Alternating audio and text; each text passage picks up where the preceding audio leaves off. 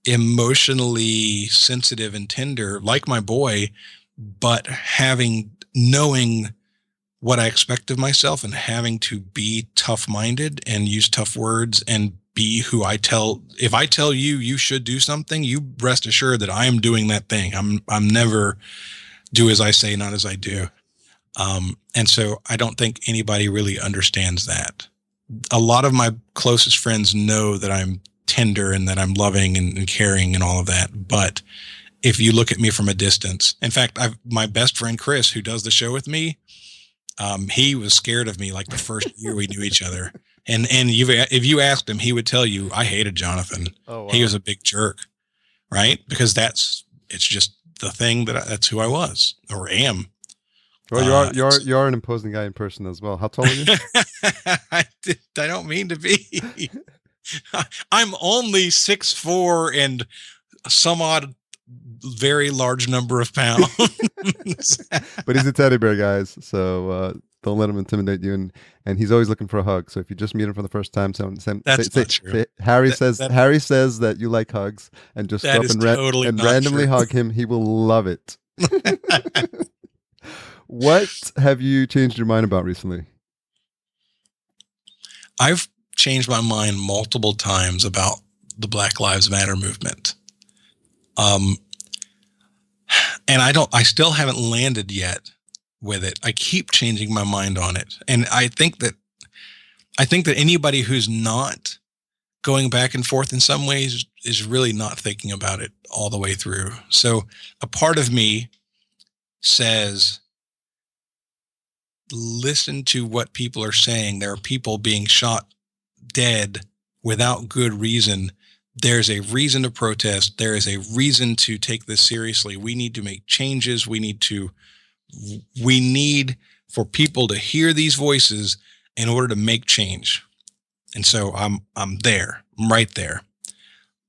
And then the next day, I'll be looking at what the people are actually doing with the movement and saying, this is the dumbest thing I've ever seen.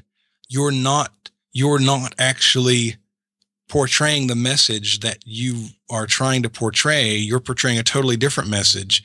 And at the very same time, we have black people killing black people at an epic rate all over the world. And we're focused on the 6 times it's happened with police. And so I dig deeper, right? And I go into it. And you may cut all this out, I don't know, but I dig deeper into it and I say, okay, so I don't even know if I can express it. It comes and goes. We focus in on how we want other people to treat us. And I'm putting myself in African-American shoes right now. We're focused on how we want other people to treat us, and we demand respect. But we, at the same time, our own community is not doing it for ourselves. We're not respecting ourselves. We are treating ourselves worse than they are treating us. And so I keep going back and forth. Is this the right thing? Are we focused on the right thing? Should we be focused on this? Or is all this attention in the wrong place? We should be on the other side of it. And I go back and forth, and I swear there are answers to the question, but as long as we're doing it the way we're doing it now, nobody's going to get the answers. You have to have policemen who are willing to admit that they've done something wrong and apologize and try and cross boundaries and work with people. And you at the same time have to have the great black community and the great black people out there stand up against their own group of people who are causing their problems and making them look bad. And those two things have to happen together in order for some of this stuff to really be resolved. And I just don't know if it'll happen. It sounds like that's probably a conversation that's come up in your other podcast. Yes, definitely. Yeah, it's a passion point of mine for sure. Yeah, well, at the end of the day, a lot of it comes down, and this is probably interesting to white guys talking about Black Lives Matter, but I think at the end of the day, it just comes down to people treating each other with respect.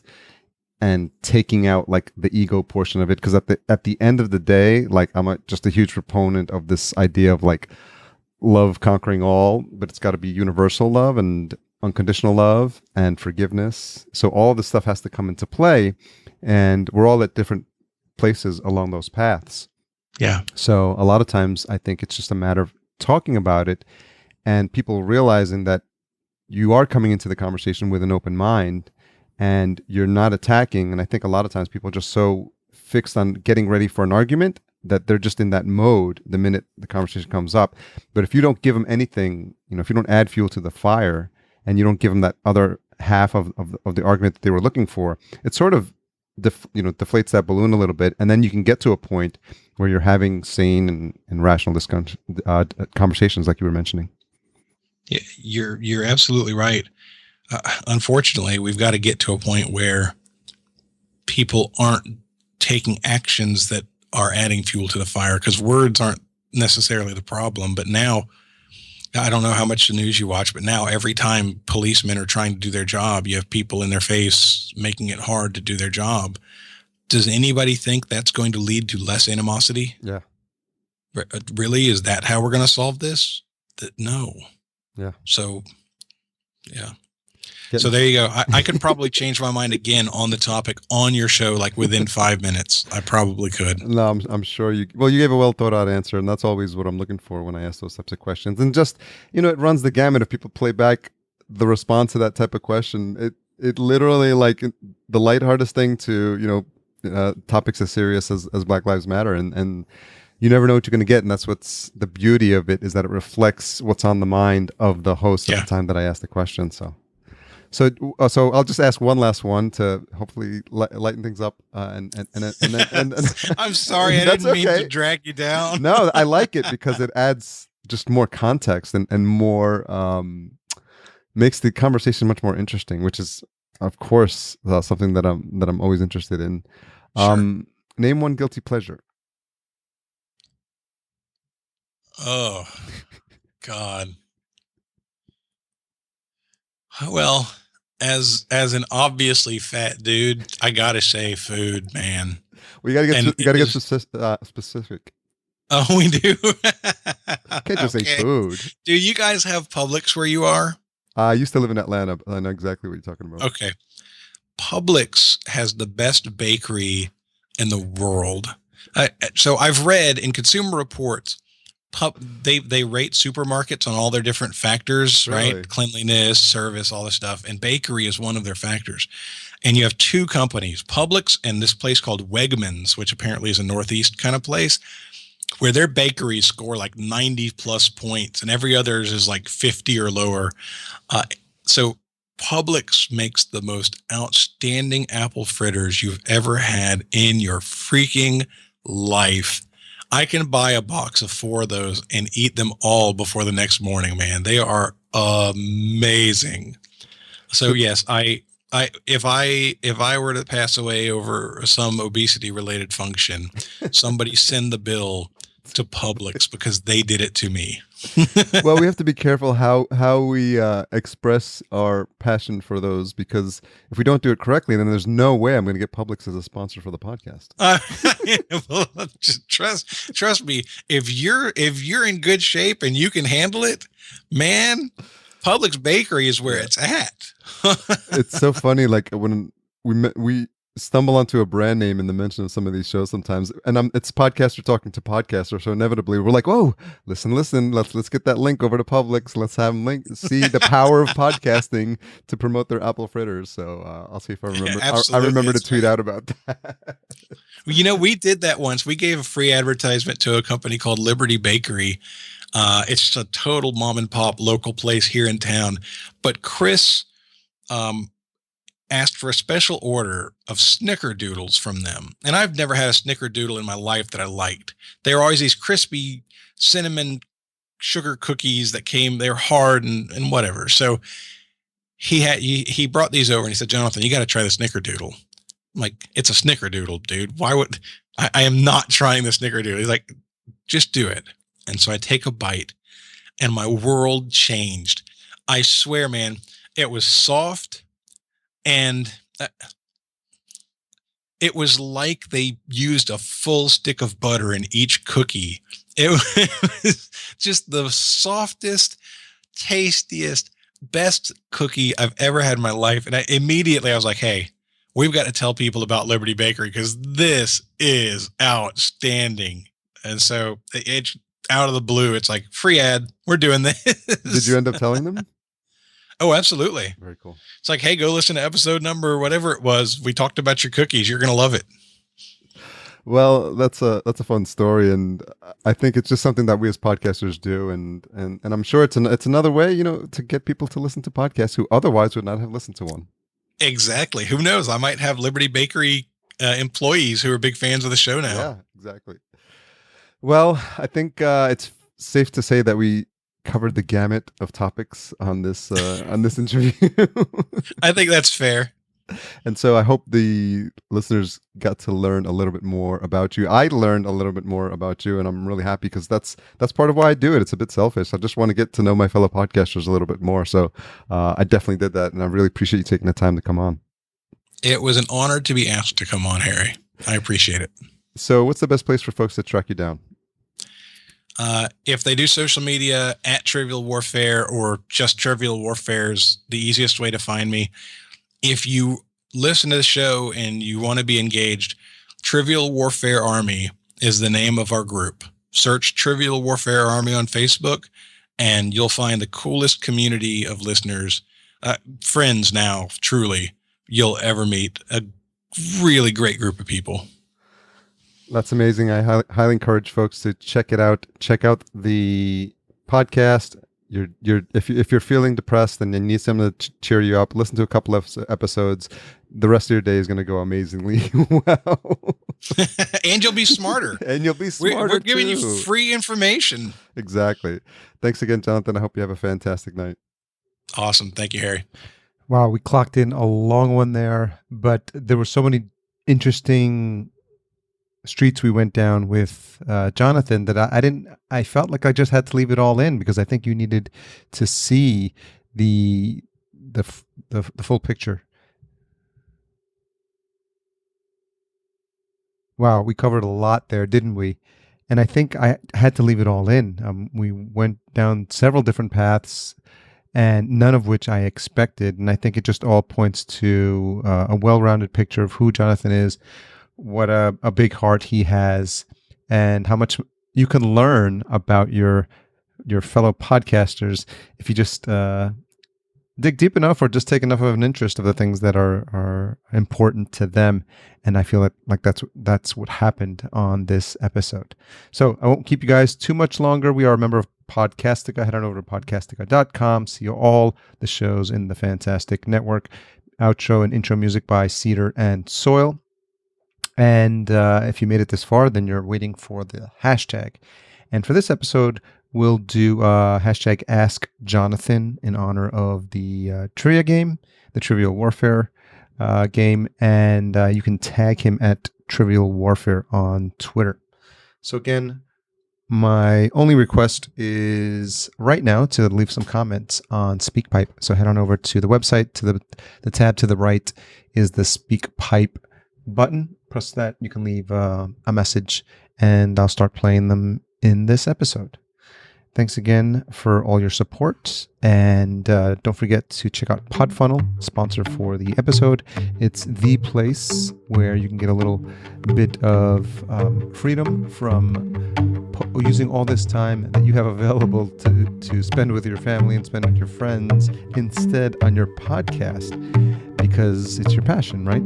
So the reason I created the tool is to automate a lot of the features that podcasters do on a regular basis, including sending your podcast episodes to WordPress automatically and picking the player of your choice, getting the audio over to Libsyn, posting it to YouTube and SoundCloud, and even scheduling your first week of tweets for you.